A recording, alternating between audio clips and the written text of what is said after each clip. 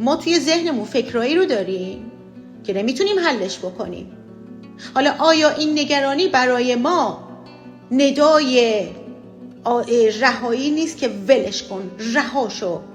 چون نگرانی یعنی چیزی هست که من نمیتونم حلش بکنم. ولی والا اگر چیزی باشه که من بتونم حلش بکنم، حلش میکنم، پس نگران نخواهم بود. نگرانی یک توهم وهم‌آساست. چیزی هست، مشکلی هست که در درون من وجود خارجی نداره، از درون داره منو از بین میبره و این نگرانی خیلی انسان رو میتونه نابود کنه، تا حد مرگ میتونه برسونه. چرا که نگرانی موجب میشه سیستم از عصب بدن به هم بخوره. ما سیستم دفاعی بدنمون میاد پایین، سرما میخوریم، مریض میشیم، سرطان میگیریم، امراض قلبی، اصلا بدن افت میکنه، سلول ها دیگه نمیتونن تکثیر کنند. ببین چه بر سر ما میاره نگرانی. حالا تسلیم اینجا خیلی خیلی کارایی داره، چون که خداوند چیزی هست که من نمیتونم حلش بکنم و منو داره از بین میبره. همه ما داریم، اگر انسان هستیم حتما یک چنین آشوبی در ذهن ما هست، آشوب‌هایی وجود داره که موجب نگرانیه. خب حالا اینجا ما کافیه این رو بدونیم که یک حضور و انرژی بالاتر از ما هست. آن چیزی رو که من نمیتونم حلش بکنم، اون میتونه حلش بکنه. این شما خداوند رو فراخوان میدید از قلب، از سمت قلب، از سمت عقل، چون اگر این حرکت رو انجام ندیم، این نگرانی در نهایت ما رو از بین خواهد برد. چرا که این زمین میخواد هسته شما رو در درون خودش نگه داره که دوباره برگردی به این سازمان.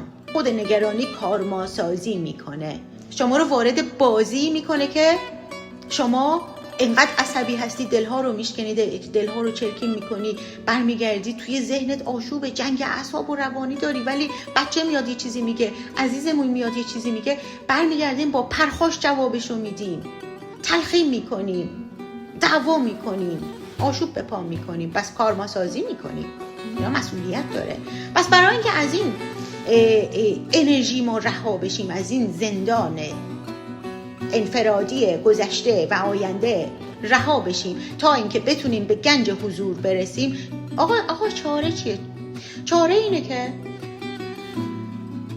خداوندا تو از افکار من فکر کن، تو از چشمان من ببین، تو از گوشهای من بشنو، تو از دهان من سخن گو. خداوندا تو از قلب من بتب و دوست داشته باش. خداوندا تو از دستان من کمک کن و کار کن. خداوندا تو از پاهای من راه رو هموار کن. تو باش من نباشم، زیرا با تو همه چیز و بدون تو هیچم. یعنی در واقع عاقلانه میشینی، درخواست میکنی، فراخوان میدی حضور ابرآگاهی عالم هستی رو، آگاهانه و از سمت دل که تسلیم هستم، چون حکمت نیازه برای این تسلیم شدن. تمام وجودم رو بیا تفتیش بکن و تو باش من نباشم. ما تمام بار مشکلات رو میذاریم به دوش پروردگار، چرا که اوست که حلال مشکلاته، اوست که شاه شاهانه، اوست که طبیب طبیبانه، اوست که بهترین قاضیه، اوست نجات دهنده ما. پس ما اینجا عاقلانه تمام بار مشکلاتمون رو میذاریم به دوش خداوند و این مانترا و این درخواست رو هر روزه از خداوند خواهیم داشت. تو باش من نباشم. تمام مسئولیت زندگیمو، تمام مشکلاتم رو میدم به دستان بزرگ خودت، چرا که با تو همه چیز و بی تو هیچم. اونجا ما فقط از نگرانی آزاد نمیشیم. وقتی ما این حرکت رو انجام میدیم، یک هدیه‌ای دریافت میکنیم و اون هدیه آرامشه، چرا که این حضور خیلی هوشمنده. با درخواست و فراخوان ما سریعا دست به کار میشه و اون لحظه شما متوجه خواهی شد که آرامش عجیبی در وجود شماست.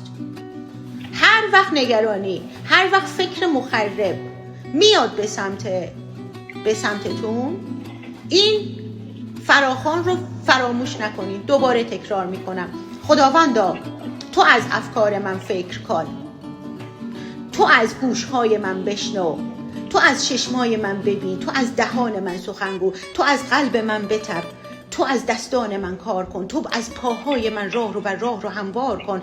چون چرا این فراخوان رو دارم میدم؟ برای اینکه با تو همه چیز و بی تو هیچم. چون که ما باید یه جا یاد بگیریم که مثل مار زیرک و مثل کبوتر بیازار باشیم. یعنی مثل مار زیرک یعنی عقل داشته باشیم که از سیاست عقل استفاده بکنیم، و مثل کبوتر بیازار باشیم که از دل حرکت بکنیم تا حکمت رو داشته باشیم. این دوتا رو اگر بتونیم به تعادل برسونیم و تسلیم باشیم در حضور خداوند، بگیم که تو همه کاری، تمام مشکلاتم رو میذارم به دوش تو. فقط موضوع نگرانی و این مشکلات ذهنی نیست. باور کنید خیلی گره های حال باز خواهد شد. چرا که خداوند ابر آگاهی عالم هستی، قادر مطلق، با فراخوان دادن شما سریعا همون لحظه انجام میده. اما بهتره که شما بدونید، یقین داشته باشید برای آن چیزی که داری فراخوان میدی. قبل از خواب بگو، 30 ثانیه بیشتر طول نمیکشه. تمام وجودت رو یه نظری بکن، تفتیش بکن و حالا مزایاش چیه؟ افکار من دیگه آرومه، به صغرا کبرا دیگه فکر نمی کنم، ارزش نداره اصلا نگران باشم، نگرانی هم از بین میره. کم کم چرخه حیاتی در وجود من روشن خواهد شد، چرا که احساس متعالی و شکرگزاری به سمت شما خواهد اومد و شما به خاطر این آرامشی که داری با شکرگزاری چرخه های حیات رو روشن میکنید. سیستم دفاعی بدنتون قوی میشه، مدیریتتون میره بالا، شما حکمت رو بیشتر هر روز افزون استفاده خواهید کرد. بعد از اینکه صبح هم بیدار شدید، همین درخواست و فراخوان رو بدید. فراخوان دادن با شکرگزاری، فراخوان بدید، درخواست کنید، در رو بزنید که برای شما باز بشه، بطلبید که به شما داده بشه. پس استفاده بکنیم از این حضور و آزاد بشیم، چرا که حق یک زندگی آرام و در عشق و در سعادت و ثروت رو داریم. ما لایق یک زندگی زیبا هستیم.